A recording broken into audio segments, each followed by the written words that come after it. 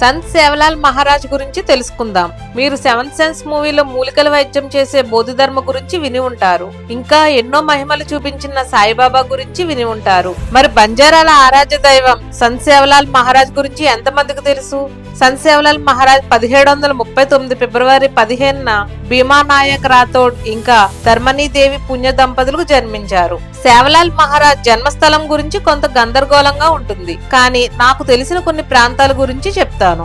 ఆంధ్రప్రదేశ్ లో అనంతపూర్ జిల్లాలో సేవగఢ్ లో జన్మించారని కొందరు అంటారు. కర్ణాటక రాష్ట్రంలో శివమొగ్గ జిల్లాలో సుర్గొండన్ కొప్పాలో జన్మించారని కొందరు అంటారు. మహారాష్ట్రలో జన్మించినట్టు కొందరు బంజారా సభ్యులు నమ్ముతారు, ఎందుకంటే సేవలాల్ మహారాజ్ సమాధి అక్కడ ఉంది కాబట్టి. చాలా తక్కువ మంది రాజస్థాన్ లోని మారుమూల గ్రామంలో జన్మించినట్టు చెప్తారు. జన్మస్థలం గురించి ఎందుకు ఇన్ని నమ్మకాలు అంటే, సేవలాల్ మహారాజ్ ఎప్పుడూ ఒక ప్రాంతానికే పరిమితం కాకుండా ఎన్నో ప్రాంతాలు ప్రయాణించి బోధనలు చేశారు. కానీ ఆంధ్రప్రదేశ్ లోని సేవగఢ్ ప్రాంతంలో జన్మించినట్టు చాలా మంది నమ్ముతారు. సేవలాల్ మహారాజ్ తన బాల్యమంతా ఆవులను కాస్తూ అడవిలో తిరుగుతూ ప్రకృతితో మమేకమై జీవించారు. చిన్నప్పటి నుండే బంజారా సంస్కృతి సంప్రదాయాలపై లోతైన అవగాహన ఉండేది. సేవలాల్ మహారాజ్ ఎప్పుడూ ఒక ప్రదేశంలో ఉండకుండా అన్ని ప్రదేశాలకు వెళ్తూ ప్రజల బాధలను తీర్చేవారు. ఒక రోజు ఒక గ్రామంలో తీవ్రమైన కరువు ఏర్పడింది. చెరువులు ఎండిపోయాయి, నీరు లేక పంటలు ఎండిపోయాయి. ప్రజలు తాగడానికి నీళ్లు లేక ఎన్నో బాధలు పడుతున్నారు.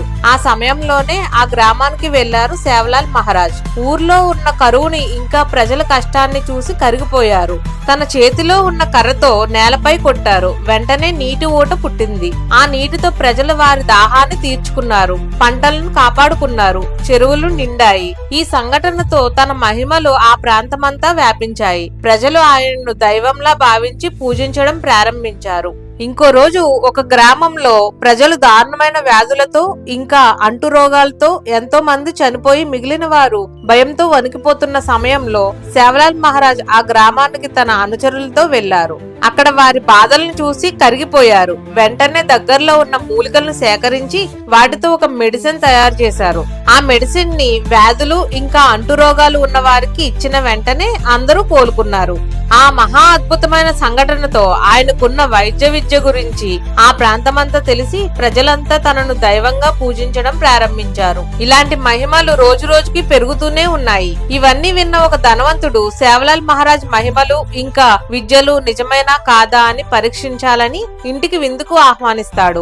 ఆయన తినే ఆహారంలో విషం కలిపి వడ్డిస్తాడు ఆ ధనవంతుడు. ఆ ఆహారాన్ని తినేటప్పుడు దాంట్లో విషం ఉందన్న విషయం గ్రహించి విష ప్రభావం చూపకుండా ప్రశాంతంగా ఆ ఆహారాన్ని తిని ఆ ధనవంతుడిని ఆశ్చర్యపరుస్తారు సేవలాల్ మహారాజ్. తర్వాత ఆ ధనవంతుడు తన తప్పు తెలుసుకొని సేవలాల్ మహారాజ్ కాళ్ల మీద పడి క్షమాపణలు చెప్తాడు. ఈ సంఘటనలతో తన శక్తి గురించి ఇంకా ధనవంతునికి ఇచ్చిన మానసిక వైద్యం గురించి తెలుసుకున్న ప్రజలు సేవలాల్ మహారాజ్ ని దైవ అవతారంలా భావించి పూజించడం మొదలుపెట్టారు. ఎన్నో గ్రామాలకు ఎన్నో ఊర్లకు వెళ్లి ప్రజల కష్టాలను బాధలను తీర్చారు సేవలాల్ మహారాజ్. బంజారా ప్రజలకు వారి సంస్కృతులు సంప్రదాయాలు కాపాడుకోవడానికి సహాయం చేశారు. ధర్మం, నీతి, నిజాయితీ మార్గంలో ఎలా నడవాలో బంజారా ప్రజలందరికీ బోధించారు.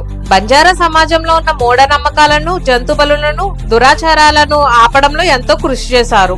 ఇంకా విద్య, జ్ఞానంకి ఉన్న ప్రాముఖ్యతను, అవసరాన్ని అర్థమయ్యేలా తెలియజేశారు.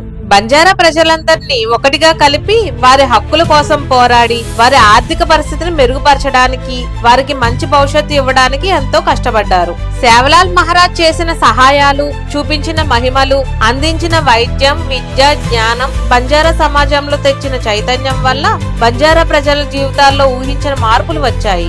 అనుదినం బంజారా సంప్రదాయాలు, సంస్కృతుల గురించి ఆలోచించి అనుక్షణం బంజారా సమాజానికి సేవ చేసి 1806 డిసెంబర్ 4న మహారాష్ట్రలోని వాసిం జిల్లాలో ఉన్న పొహారాదేవిలో జీవ సమాధి స్థితిలోకి ప్రవేశించి భౌతిక శరీరాన్ని వదిలి దైవంలో ఐక్యమయ్యారు.